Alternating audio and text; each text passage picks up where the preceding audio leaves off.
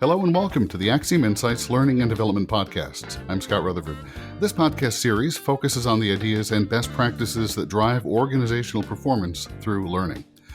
And today we're going to spend some time exploring AI, artificial intelligence.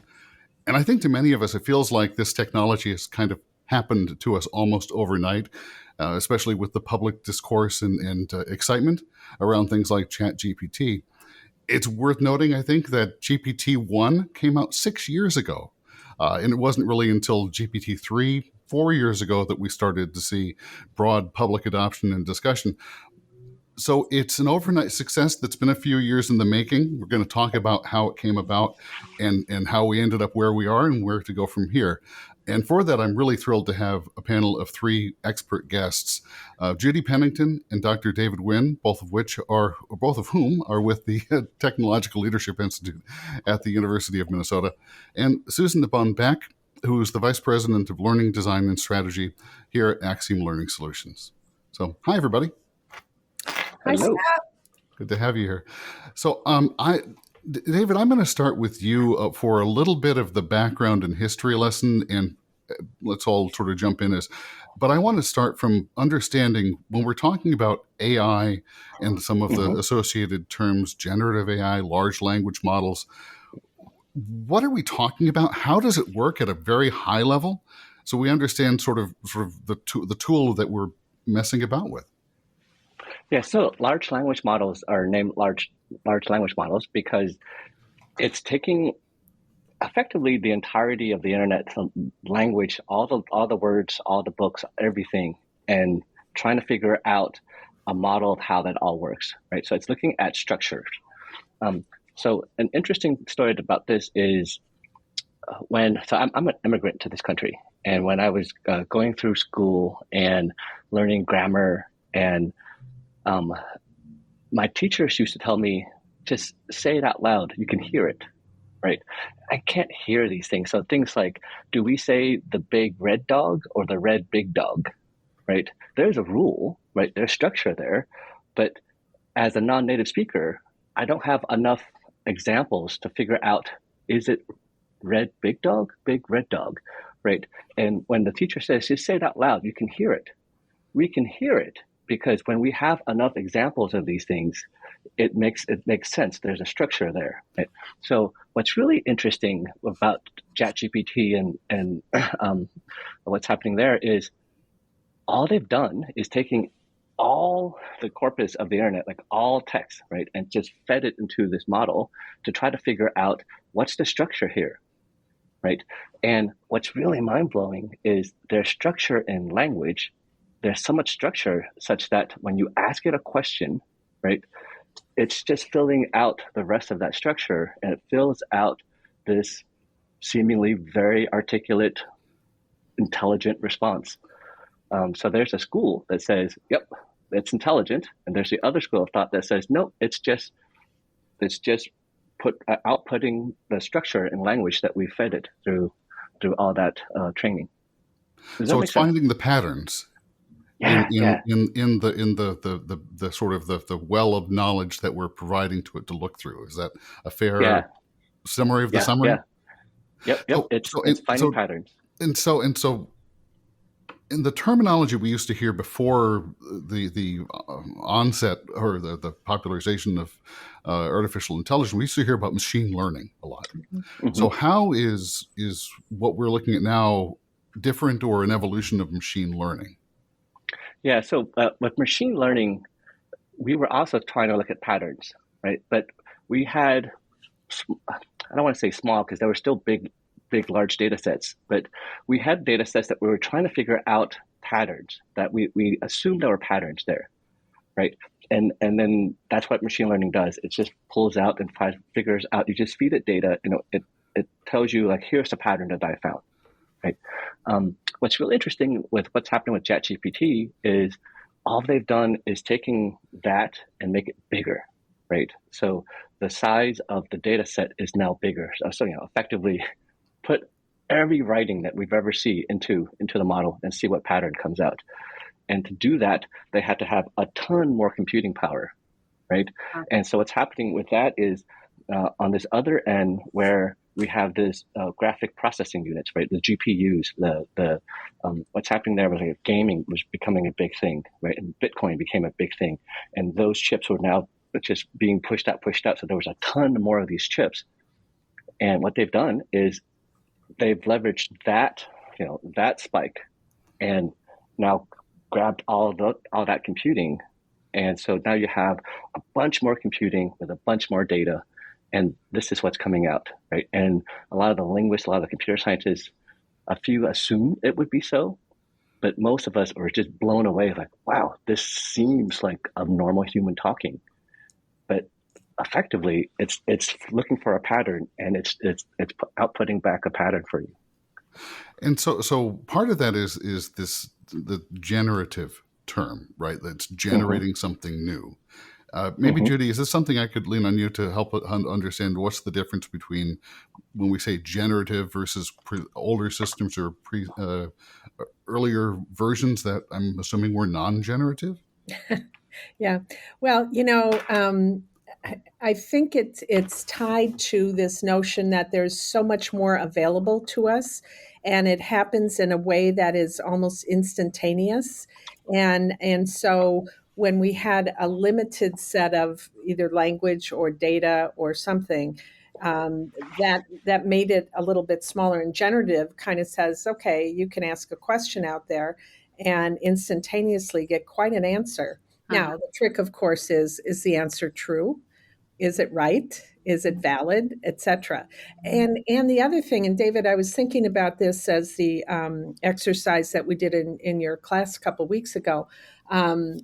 The language part of this is different too. So we have one of the students in the class is a native Polish-speaking person. And so we did a little exercise in class where he entered a question verbally in Polish to, I think it was ChatGPT, and came back with the answer in Polish in about 30 seconds. And, it was a pretty good answer, and it was a both verbal answer and a written answer. Well, those are the kind of things that may or may not have been available when we had a smaller set of information. So clearly someone has the language translator embedded in there that can help. And, that's pretty amazing. It's very amazing, I think. So here's the model that I have in my head that makes a lot of sense to me. So think about if you're trying to figure out the pattern of the orbit of a planet around the sun, right? You give the system a bunch of points in that orbit. So the generative part is it's figuring out what's in between those points, right? But with language, so instead of like a two-dimensional space, it's like a tens or hundreds of thousands of dimensional space, right? And so it's finding a pattern in language, and it's generating the stuff in between the pieces of language, and what comes out is based on what's there, right? So back to the planet example, it's coming out like, you gave me this point, you gave me this point, I'm going to predict this point, right? You gave me these 10,000 dimensional space of language. You gave me this thing and this thing, and I'm going to find a pattern in here. And that's the mind blowing thing where, what? Yeah. And that makes sense. And with things like ChatGPT or some of the graphics programs out there, Leonardo AI, for example, what you're speaking of is the prompt that you're telling it. Yes. You've given them some information, and the more information you can give them for your particular scenario, the better equipped that particular program is to give you back what you were looking for. Going back to your example of big red dog or red big dog, you would most likely get very different outputs from Leonardo AI if you put big red dog or red big dog. It would interpret that differently. Neat. Yeah. So what you're speaking of is exactly the experience of a user, an end user, of why we may not be getting what we're looking for from any of the systems that we're using. And it all comes back to what you are telling it in order for it to go and pull from these vast databases of information. So Yeah, That is the trick, Susan. The prompt is so important, and revising that, getting really good at asking the right question, and then maybe asking 2 or 3 questions to get to the level that you want to get to is so important. Absolutely. yeah, the notion of prompt engineering or understanding enough about how the system is working behind the scenes, which is sort of famously a black box, but to give you some assurance that the result you get is going to be based on the information you would want to have curated. And Susan, I think this is really important when we're trying to connect the dots in a learning environment where not only we're looking to AI tools to help us be more efficient and connect the dots and fill in the gaps that we might be missing, right? But also we have to be comfortable or confident that the blanks in the middle aren't going to be filled in with the wrong thing or misinformation. Yeah. Yeah. No hallucinating, right? No hallucinating. The famous hallucinations Yeah. Yes, exactly. of GPT and for that matter, DALL-E. I've gotten I've done some experimentations with that myself and come up with some very creative new plant species and things like that. Mhm. Oh, yeah, But 100%. doesn't seem to be able to quite get reality right. Yeah, Right. I think one of the biggest struggles as a learning and development practitioner is how does AI fit into what I am doing today? And I started with the mindset of it's a collaborative partner. Just like me picking up the phone and calling Judy and asking her something, I still need to articulate what I need her to help me with. Correct. Same with any of the AI programs that I'm using today. It is a collaborative partner, but I have to be able to be very specific on what I need from them. Yep, that's so true. It's the trust but verify, Mm, and if you don't ask me the right question, it's likely I might come back to you with something that is partially inaccurate, totally inaccurate, or whatever. And I think what is very engaging about some of these tools is that you speak to them in a language like you would speak to another person. And so it sort of seems freaky that you're talking to theoretically a machine and saying, could you help me with this? Or I'm struggling to do this or whatever. And then it comes back with something and it's like, whoa. yeah, But it really is the trust but verify. 100%. Yeah, and in our initial chat a few weeks ago, as we were talking about putting this episode together, Judy, you had used the comparison. You said, and I'm paraphrasing you, so you please correct me, but you said using an AI tool is like working with a consultant. Yeah. I wonder if let's explore that, because I think that helps make it to me a little bit more concrete and tangible. I understand what it's like to work with a consultant. Mhm. Theoretically, you're working with someone who has broader perspective, broader expertise than you do, and can give you sound advice based on that breadth of knowledge. So, Right. Or not. or not. Yes. Yeah, right. I have been on both sides. In my career, I spent a number of years with American Express and other financial services institutions. And then I spent about the last 15 years of my career with consulting organizations. I was a managing director with Deloitte. And so I got to see it from both sides. And oftentimes when I was inside a company and using consultants, I actually loved using them because I always learned something. They did have a different perspective. They had seen maybe the issue we were dealing with 12 times before. However, I couldn't turn my brain off. I couldn't say abdicate to Scott because Scott is way smarter than me, and so he'll give me the right answers. I would work collaboratively with Scott and come up with the right answer for whatever it was that I was trying to solve. On the other end of the continuum, there are some people who micromanage a consultant. So Scott comes in with a good idea, and because it's not my idea, I sort of say, well, nice, Scott, thank you very much, but I don't know that we're going to do that. And we might miss out on a really good direction. So it occurred to me that it's not dissimilar. Anytime you collaborate with someone, it either is you you have a partnership with them, right? Sort of in between abdication and micromanaging, right? You kind of come in the middle and you share ideas and you go back and forth. And that truly is kind of how it's like with these AI products.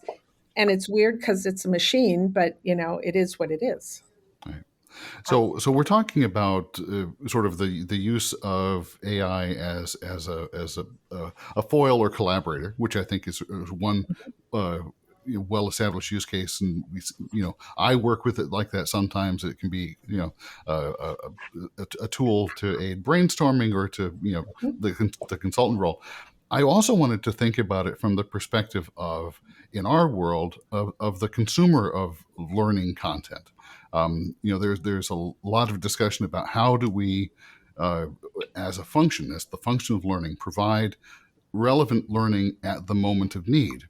And a lot of that is based around curation of content. Yes. And so another way to apply a large language model would be based on a company's internal body of knowledge to help employees or people find what they need at the moment they need it. When these models are made, right, there is a part of the training process, it's called unsupervised training. This is the part where you just feed it the entirety of the internet, right? Like you feed it sentence after sentence after sentence, book after book after book.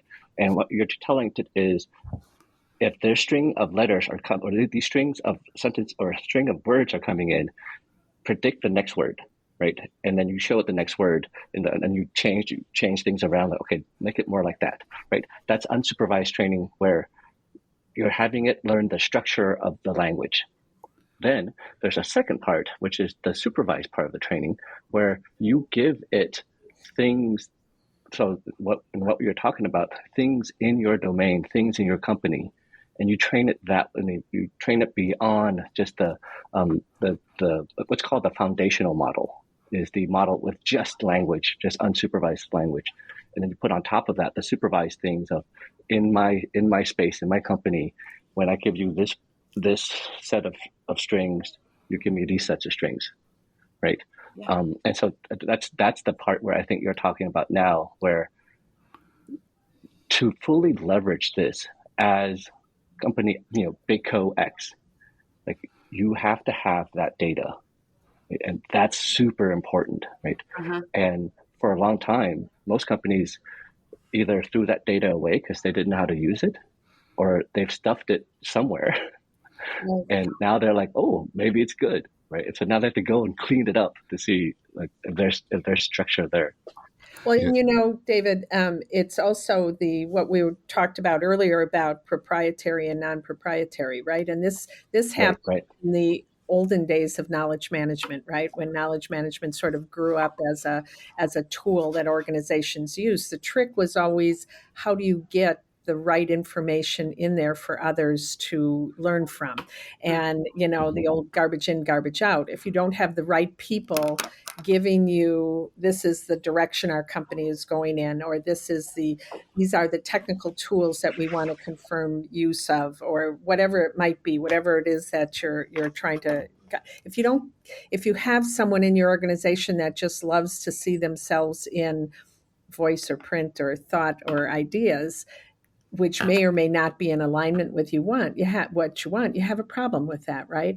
And so it's similar to what happens now. It's just that you have an easier way of accessing more information. And it's a fabulous tool for that, I think. And it gives it to you instantly, right? And you don't have to say, I have to call David Wynn or I have to email David Wynn to get an answer to this. You just enter a prompt and say, I need to learn about generative AI, and give me all the brilliance that is in David's mind. Well, so this is where things get really interesting for me.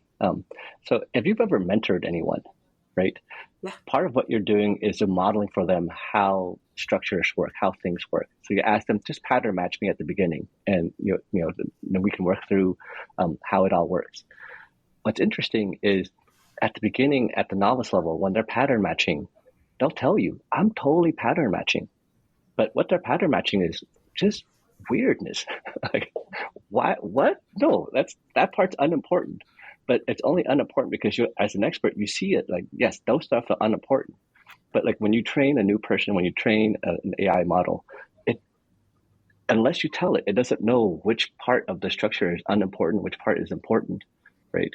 And the challenge is, because it is a black box, it's difficult to figure out when is this AI model ready, because it has internalized the right parts and not pattern matched some oddness from over here somewhere. Like, and sometimes that oddness turns out to be like, oh, that's brilliant, because we don't think of it as an important part, right? Sure. But it's that black box, I think, is super interesting. It can be very powerful. I do like the notion, though, Judy, you alluded to knowledge management and sort of the disciplines that have come before that led us to this point. I'm of the mindset that I think there's a continuum that we can learn from there, because the whole notion of knowledge management, or even more recently in the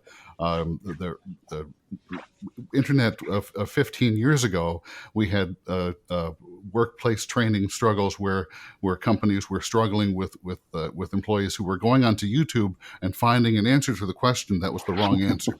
Yeah. Because it didn't rely on the internal body of knowledge or the internally curated content. Right.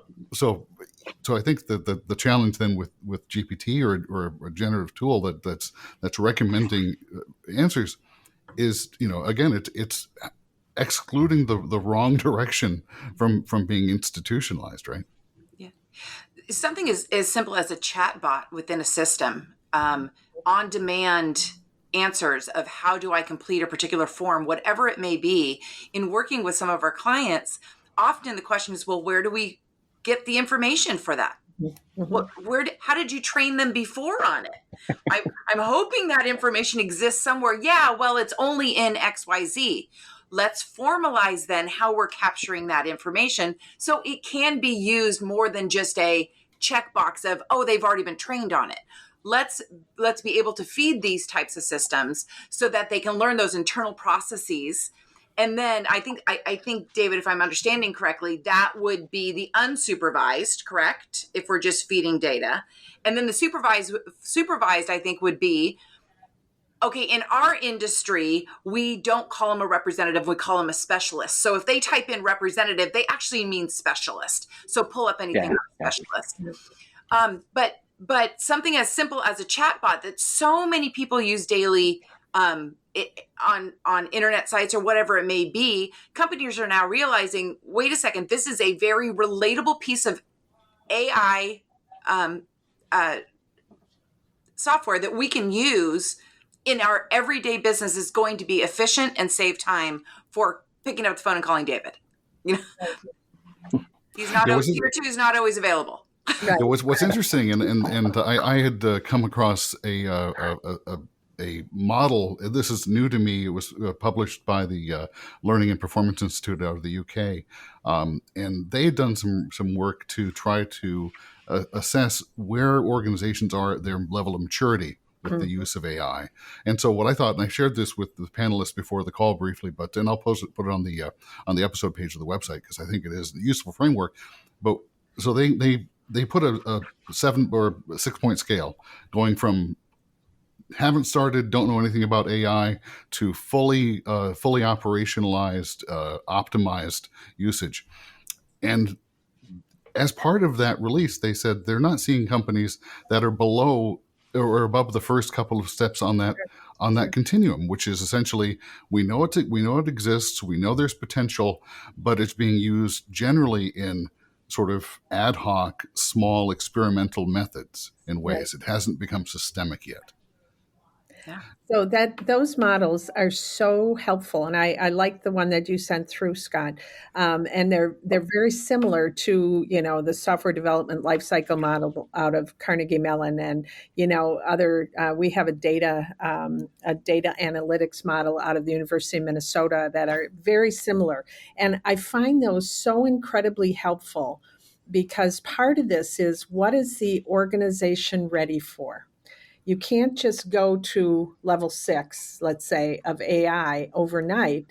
If your organization is freaked out by it, if your senior leaders are freaked out and don't think it's going to be helpful, if you're not set up with the right information available so that a bad actor could get in there and show bad stuff, so you need to sort of build there. It doesn't necessarily mean that it's going to take 6 years to get there, but you really do have to understand where you are. Yeah, and that's an interesting point too, because I'd like to connect that to the notion of the strategic value of the learning operation, which of course we're coming into this conversation with an interest in the learning and development organization. But one of the challenges we've had in our vertical perennially is how do we integrate ourselves and connect ourselves to organizational strategy? How do we become a core function of the business? L&D is not the only function of the business looking at AI tools. So, is this an opportunity then for, if we're looking at how do we approach AI tools and systems systemically within learning? Is this a moment where we should be talking to the COO, CFO, other members of the C-suite and their respective organizations to say, well, should we be looking at how does the enterprise use AI? Absolutely. Can I yes and that? Yeah. Go Please ahead, do. and then I'll add. So, I think I like where all this is going, and I think the and part for me is I think I can make it muddier. I can make it worse, and it gets muddier because timing matters, right? So in business, timing matters. Like if you're Uber, right? But before cell phones became a thing, then you're dead on the start, right? What's really difficult for now, at the C-suite level and at any level with AI, is it's seemingly every week, every month, right?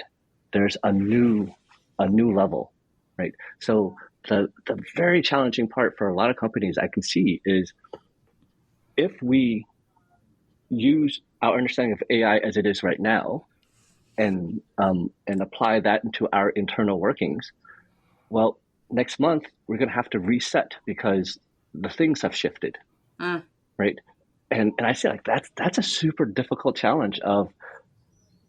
I suspect there are people who want to go all in, but if they go all in now, in a month or two, they have to retool, right? I think, and that's also another challenge that makes the whole process really muddy beyond, at what level are we at? Are we at the beginner level or with the expert level when the tool itself is shifting underneath us?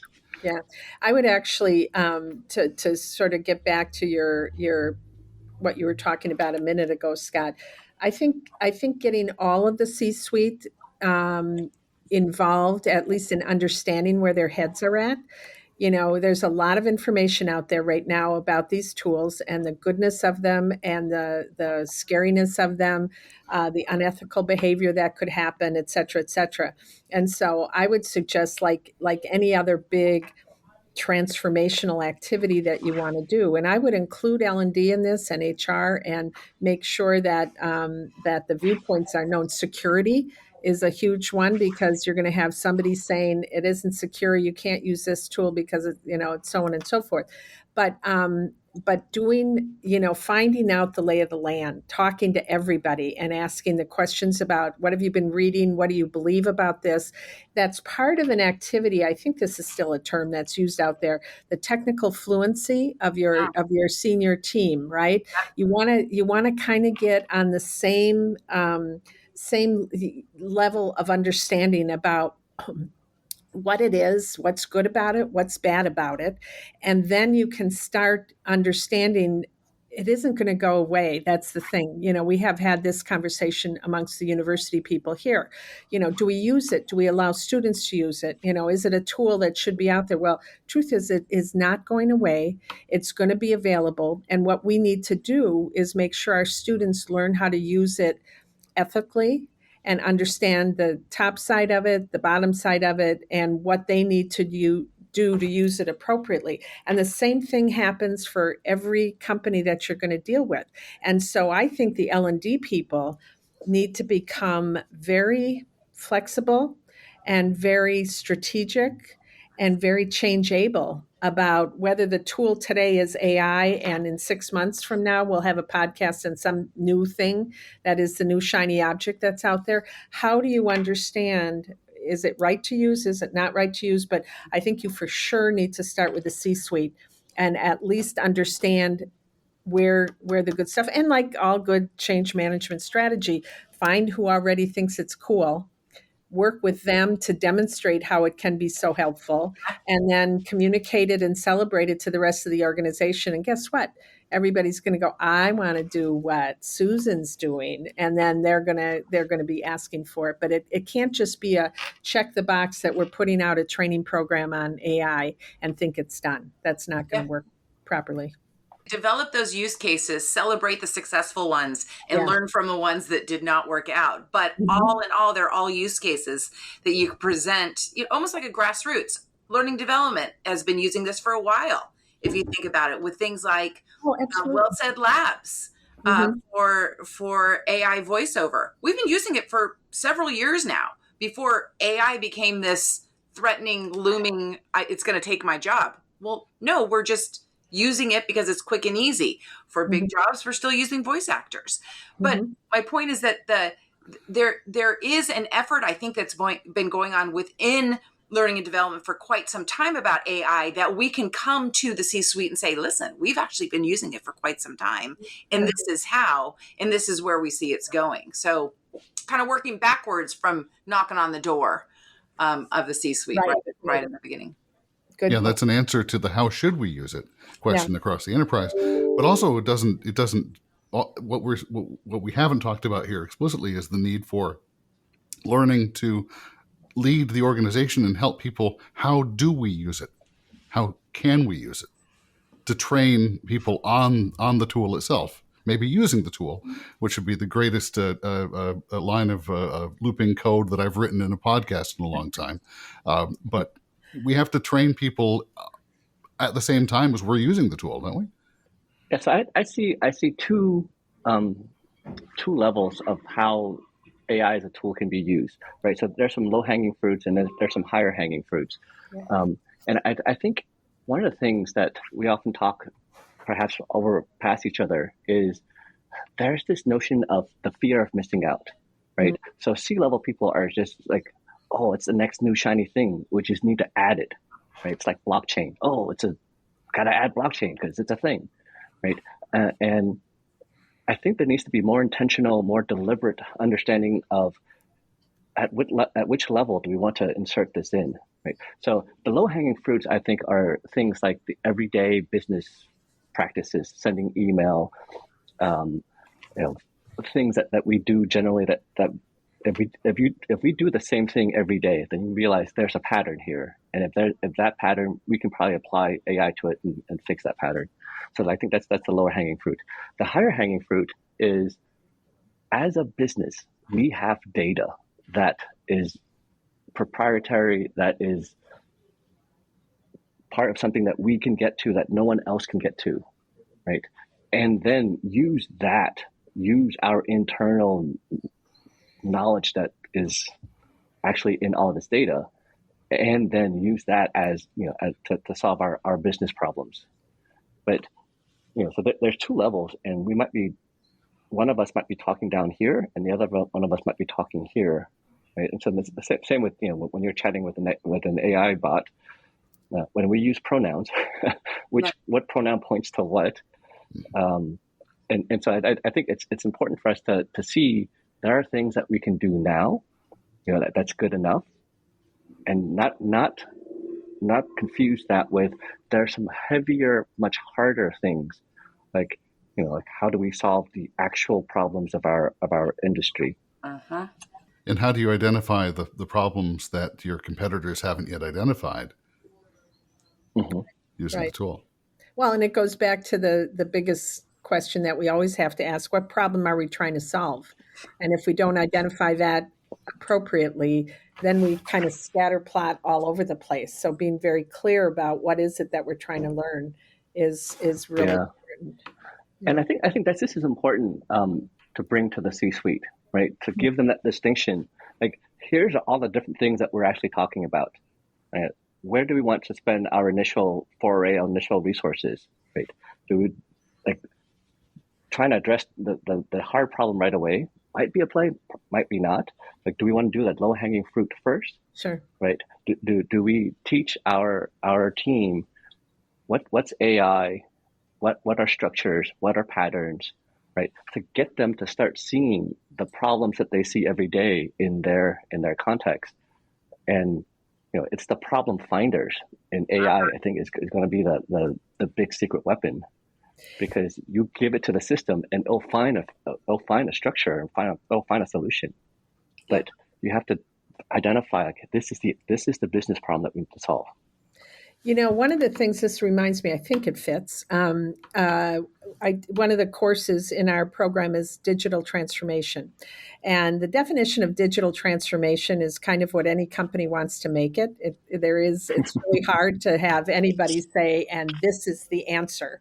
And so, it seems to me similar to the struggle that we're having in how to describe AI. But one of the concepts that we talk about there, too, I guess, is there's an act of digital transformation where you take how you do business now and you completely transform it into a more technical sort of digital way of doing it. Think Domino's Pizza and their new way that, totally online, and even sometimes delivery of a drone, you can get a pizza.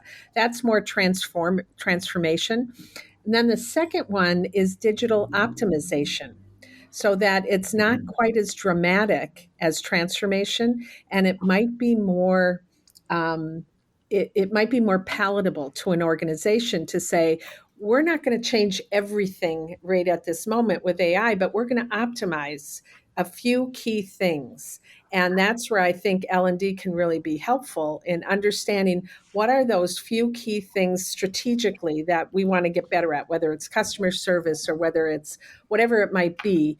And you want to optimize it. Now, it's a kind of a sneaky backdoor way of saying you're going to end up at transformation, but it's a more palatable term, and that might be what your company is ready for. And I think L&D people that are strategic thinkers are again excited about the change that goes on is really, really important. The term transformation in and of itself can be daunting. People get afraid of it. It's big and it's sort of hairy and sounds expensive. But if you sort of break it down and say, well, actually what we're doing is we're helping you as a functional contributor or a team or a department do your job more effectively. Mm-hmm. Yep. Stop there. That's what we're doing. And we're doing that a bunch of times. Right. And the sum total of that is the transformation. But we don't start, I don't think, at that umbrella level necessarily. Right. Well, can I make things muddier? Go ahead. Yeah. That's what you do so well. So in the innovation space, you guys have probably heard the term like incremental innovation versus disruptive innovation, right?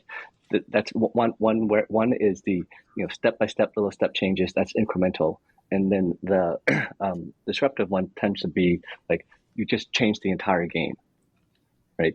And I think this is where one ought to share with one's team what is it that we want to do, right? Do we want to do the incremental thing, and in some context that makes more sense, or do we want to do the disruptive thing and change the game, right?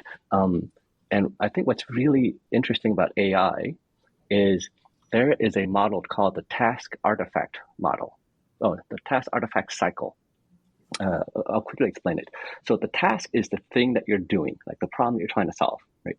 And humans, once we have a problem or a task that we need to do, we create an artifact, a tool to solve that problem. Right? But what's interesting is once we have this tool, that problem is no longer the same problem. It shifts to a different problem. Because we've already solved this one. It creates a different problem. So then we create a new tool, right? A new artifact, which then creates a new task. And that cycle just keeps on going. And I think what's interesting about AI is I think that might accelerate that cycle, right? And so now we have to think about what is the actual task that we want to do? Do we want to do the incremental innovation stuff of making that task faster, better, more somehow optimized? Or do we want to go upstream and realize that this is something that we do, but the thing that we're actually doing is up here. So forget this part, go up here, right? Go upstream to the source of that task, the source of that problem, and solve that. Once we solve that, everything else disappears, because the low-hanging fruit or the chain down here is just an artifact of that big problem. Have I made it muddy enough? I think so, but I think it also it reminds me of one of the oldest management adages. And this goes back. I'm trying to remember who to attribute this to, and I think it may be George Patton. I'll have to correct myself afterwards. But the long and the short of it is don't tell someone how to do the job. Tell them what Let them surprise you with their ingenuity. Yeah. Mm-hmm. Yeah. Mm-hmm. Since we're looking at little things like that, one of the things that I sort of had crystallized for me probably 4 or 5 years ago is, we talk about what are the skills and the competencies that people need to be successful. In this time of such rapid change, of which AI is just one of those examples that swirls around us all the time, I believe one of the skills or the competencies, name your favorite title, is something called intellectual humility. So, over the years, we're all going to be we have gotten models in our head and things have worked for us in a certain way. And that's what we believe to be good and true. And because of all the disruptive change that's going on around us, whether it's AI or other technologies or other just best practices that we're learning from other organizations, we might be not wanting to let go of what we think is right. And to the best leaders, the best practitioners that if you think about it, are those that can step back and say, guess what? I used to think it was A, and now I'm really understanding it's C, and I need to understand what that is. So you need to have that intellectual humility to be able to step back and say there is a better mousetrap out there, and I need to start using it. I work with technology people all the time. That's been my whole career. I sort of work at the intersection of people and technology, and all too often we have gotten rewarded for what we know that nobody else knows, right? So we're the hero in the hallway, and we're smarter than everybody else because we know something you don't know, and that's not the culture that many of us want. We want to have that, no, let's step back and be open to new ways of doing things. And I think AI is going to be one of those tools that is exponentially going to help us all get way better. So let me lean into that with the idea of a closing thought, which is, and I know we don't have crystal balls, and I'll say if I had a crystal ball, I probably would have retired by now. Here, how about this? Is this that's a very small one. Yeah. I'm going to say no, but we have AI. So we do have AI, but in our room here, if we look forward, say 3 to 5 years with the evolution that we've seen so far, what are you most excited to see come from this sort of emergent world of AI? And Susan, I'm going to throw it to you first. Yeah. What are you excited to? What do you hope to see? Well, first and foremost, the adoption, more willingness to adopt it in our field and get beyond the idea of AI is going to take our jobs as instructional designers and developers. Many of the systems out there now are saying, "Oh, we can develop a course. Just tell us what the subject is and who your audience is, and we'll develop the course for you." There will never be a time, at least in my lifetime, where the human element doesn't need to come in. So we then become more of the higher level consultants of the AI output. So I am full force embracing it. So I look for adoption, number one. I think that the next biggest thing is really honing some of these tools in an L&D perspective. In other words, stop using them as the next Google. Mm-hmm. It's not a search tool, more as that collaborative partner. And I mentioned that earlier. That is the other thing that I'm hoping to drive my colleagues in my network into really thinking of it like calling up Susan. Instead, use some of the AI tools out there to get some ideas that Susan probably doesn't have. And I know I'm speaking to myself in the third person, but it's okay. That's great, Susan. David, why don't you go next? So this is my idealistic self talking, and my idealistic self has been, what's the word, wrong so often, but I like this self. I think what's interesting about AI is it's going to help us solve problems faster.